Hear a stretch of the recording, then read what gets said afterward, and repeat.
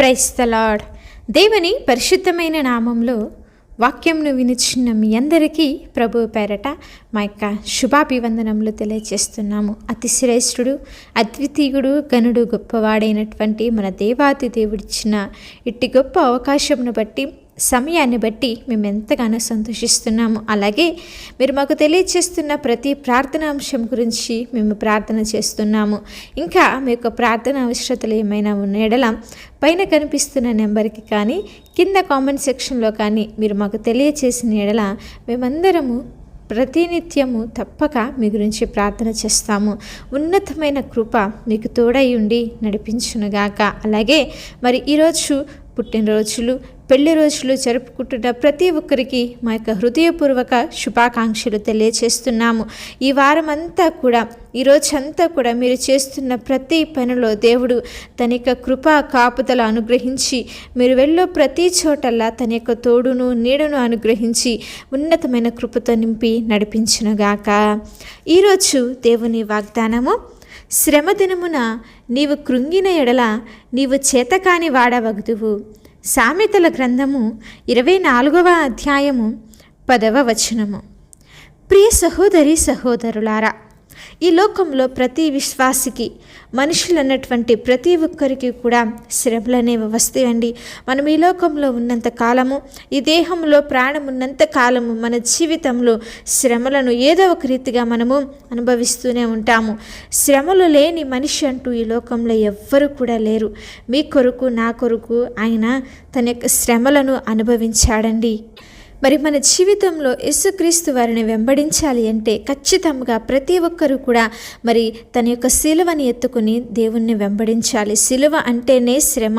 శ్రమల్లో కూడా మనము దేవుణ్ణి వెంబడించాలి, అనుసరించాలి. చాలామంది ఏం చేస్తారంటే కొంచెము కష్టము, నష్టము, శ్రమ రాగానే దేవుణ్ణి వెంబడించడము మానేస్తారు.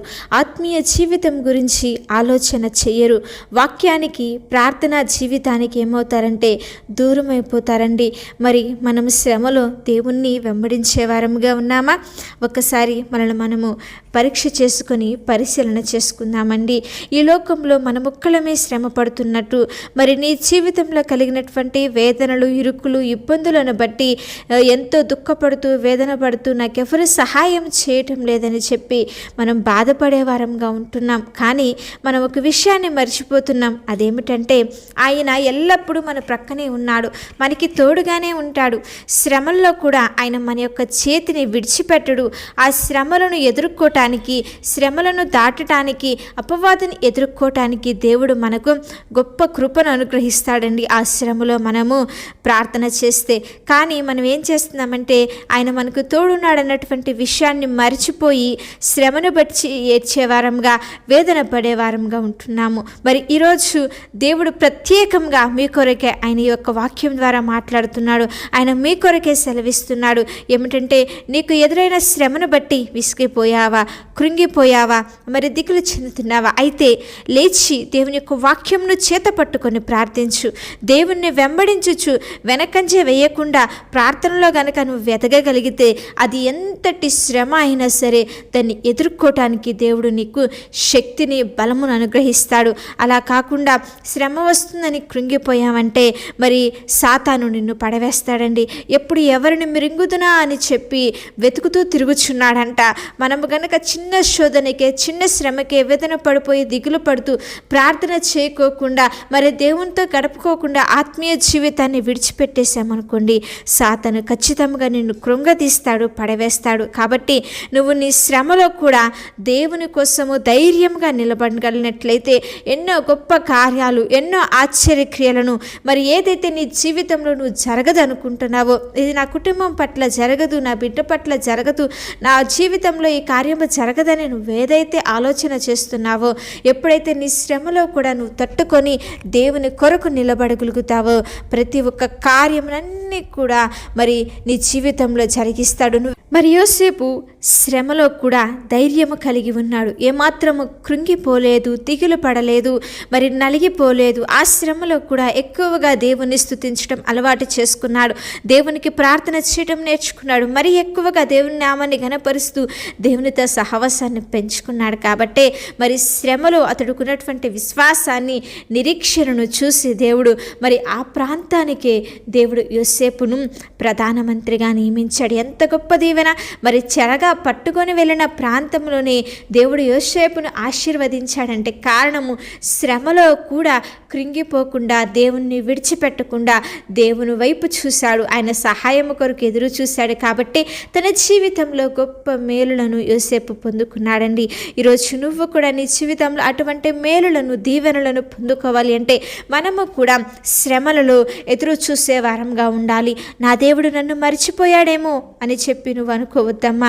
ఆయన నిన్ను మరి ఆ శ్రమలోనే సువర్ణంగా మార్చిపోతున్నాడు. కాబట్టి అది ఎలాంటి అగ్ని వంటి సమస్య అయినా, ఎలాంటి హింస అయినా, ఎలాంటి శ్రమ అయినా, శోధనైనా ఏది కూడా నిన్ను ఏమీ చేయదు. కనుక శ్రమలు అధికమయ్యే కొలది పట్టు విడవకుండా నీ జీవితంలో ప్రార్థన చేయి. నువ్వు ఖచ్చితంగా ప్రతి ఒక్క అపజయములన్నిటిలో నుంచి నువ్వు జయమును పొందుకుంటావు. ఎలాంటి పరిస్థితి అయినా, అది అనారోగ్యము కావచ్చు, అప్పుల సమస్యలు కావచ్చు, ఆర్థిక ఇబ్బందులు కావచ్చు, కుటుంబంలో శోధన కావచ్చు, బిడ్డల చదువు విషయము కావచ్చు, వివాహాలు కావచ్చు, గర్భఫలములు కావచ్చు, అది ఎలాంటి విషయమైనా సరే దేవుడు నీ పట్ల కార్యము జరిగిస్తాడు. లెమ్ము తేజరిల్లుము ఆయన సెలవిస్తున్నాడు. కాబట్టి శ్రమలో దేవుని యొక్క వాక్యమును చేత పట్టుకొని ప్రార్థన చేస్తూ కృంగిపోకుండా శ్రమను ఎదుర్కొనే వారంగా, ధైర్యము కలిగి నిలబడి ఉండే వారంగా ఉందాము. అట్టి కృప, అట్టి ధైర్యము దేవుడు మనందరికీ అనుగ్రహించునుగాక. మరి చిన్న ప్రార్థన చేసుకుందామా? పరిశుద్ధుడా, దయగలిగిన మా తండ్రి, ప్రేమ పూర్ణుడా, శ్రేష్టమైన కృప కలిగిన నామమును బట్టి మీకు స్తోత్రములు. అవును తండ్రి, మీరు ఎంత ప్రేమమూర్తో దేవా, శ్రమ దినమున మేము కృంగిపోకుండా మీ యొక్క వాక్యము చేత మీరు మమ్మల్ని బలపరుస్తున్నందుకు మీకు స్తోత్రములు చెల్లిస్తున్నాం. మా చేయి పట్టుకొని మీరు మమ్మల్ని నడిపించుచున్నందుకు మీకు వందనాలు చెల్లిస్తున్నాము తండ్రి. వాక్యమును వింటున్న బిడ్డలు వారి యొక్క జీవితాల్లో ఎన్నో సమస్యలు, కష్ట నష్టాలు, ఇరుకులు, ఇబ్బందులు ఎదుర్కొంటున్నారు. వారికి ఎదురైన ప్రతి శోధనలో నుంచి, బాధలో విడుదల తెచ్చేయండి. అన్ని విషయాల్లో మీరు తోడుండండి. వారు ఎదుర్కొంటున్న ప్రతి ఒక్క అనారోగ్య పరిస్థితులన్నింటిలో నుంచి కూడా సంపూర్ణ స్వస్థత, విడుదల, ఆరోగ్యం అనుగ్రహించి చేస్తున్న వ్యాపారంలోని దీవించండి. ఉద్యోగాల్లో వృద్ధిని దయచేయండి. చదువుల్లో మంచి జ్ఞానం అనుగ్రహించి తండ్రి అన్ని విషయాల్లో మీరు తోడుండి నడిపించి బలపరిచి కృప చూపించమని యేసుక్రీస్తు వారి శ్రేష్టమైన నామంలో అడిగి పొందుకొని ఉన్నాము తండ్రి. ఆమేన్. అలాగే మీ యొక్క ప్రార్థన అవసరతలు మాకు తెలియచేసిన ఎడల మేమందరము కూడా మీ గురించి ప్రార్థన చేస్తాము. దేవుని యొక్క ఉన్నతమైన కృప మీకు, మీ కుటుంబాలకు తోడై ఉండి